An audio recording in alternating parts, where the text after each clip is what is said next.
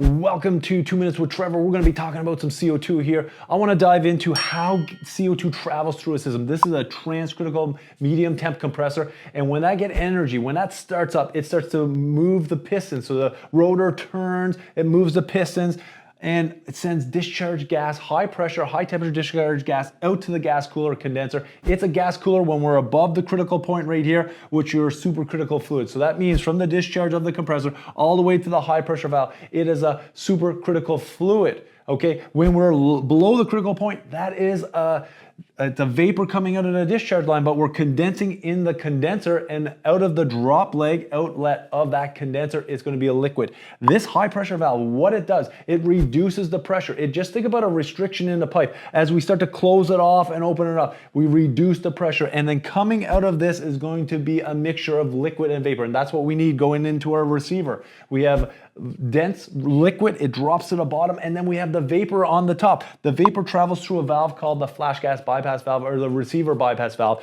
And what does this do? This maintains a nice quality of pressure and liquid and temperature in this receiver, so we can feed the medium temp and the low temp EEVs. And what does that do? These drop the pressure a little bit more, so we can satisfy each evaporator to pull the right amount of heat, boil off that CO2 in those evaporators to pull the right amount of heat out of the product. And then this medium temp evaporator goes back into the suction to the medium temp transcritical compressor, and then the low temp suction goes through the low temp compressors, and that one's discharge it out into the medium temp suction. So we have 3 different points in the medium temp suction to get all that load: the low temp discharge, the medium temp suction, as well as the flash gas bypass valve. It takes all the load, and this is how CO2 travels through the system. I want you to comment below and let me know, do you really understand how CO2 is traveling through the system? And if you've been working on it, tell me some of your experience on it.